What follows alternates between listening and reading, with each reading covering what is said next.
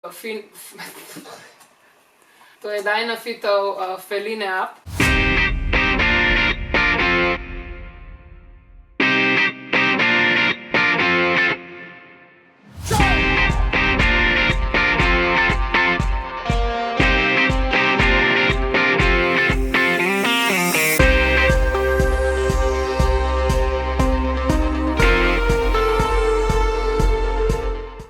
Živjo, jaz sem Saša in danes vam bom predstavila Dynafitov Feline Up copat. Trenutno moj najljubši trail copat, moška verzija, to je ta, je 250 gramska, ženska pa majčkeno lažja in sicer 220 gramska. Čevelj je v bistvu narejen zgoraj iz zračne mrežice.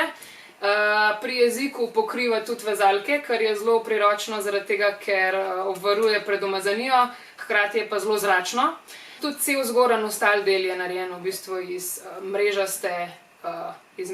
mrežastega materiala. Potem sreden del je narejen iz take, bom rekla, zelo dobre heel preload se reče, opore, ki zelo dobro zaobjame peto. Hkrati ti da tak zelo stabilen občutek v stopalu, ne glede na to, da je čevelj precej nizek. Notranja plast je zelo mehka, sicer zelo minimalistična, ampak vseeno, ko imaš čevelj gor, ko tečeš po različnih podlagah, je v bistvu, imaš tak feeling, kot da je, ne vem, zelo blažen, pa ni v resnici. Je iz Vibram Mega Grip podlage, je narejen, da zelo dobro oprime na vseh možnih podlag, kamenj, do peska, mokre trave, blata, skal. Skratka, tudi jaz sem ga že probala na vseh podlagah. In moram reči, da zelo zadovoljivo. Mogoče led majčkeno nese, no, ampak mislim, da to vsak čevelj.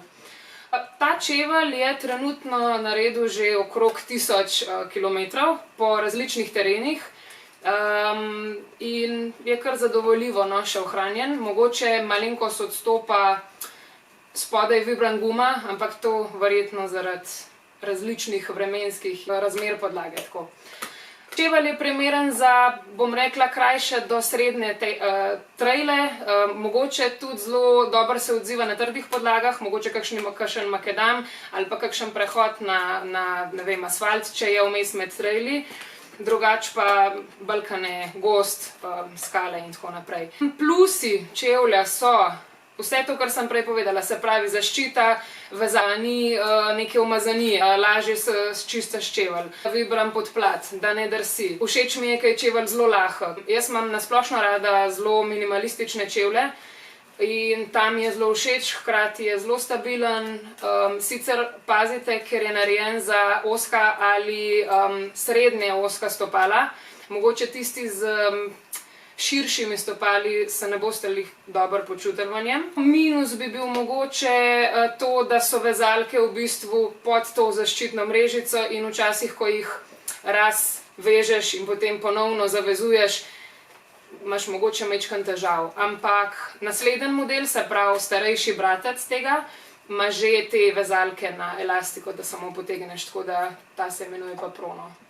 To je to. Te čevlji so se mi najbolj obnesli na Kranjska Gora trail, 35 kilometrov, kjer je bilo res raznoliko zateči od skal do vsega, kar sem prej povedala, in na koncu so še vedno zelo udobne, po 35 kilometrih zelo prožne še vedno, tako da to je to.